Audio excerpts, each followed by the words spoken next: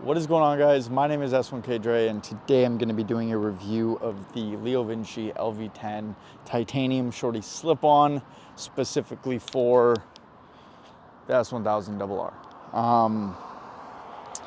Now keep in mind, this s1000rr, it still has the complete header kit.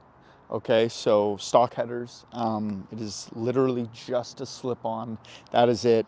Still has the big mid pipe can, and then the stock headers. So yeah, I'll give you guys a quick sound test, and then you can let me know what you think in the comments down below.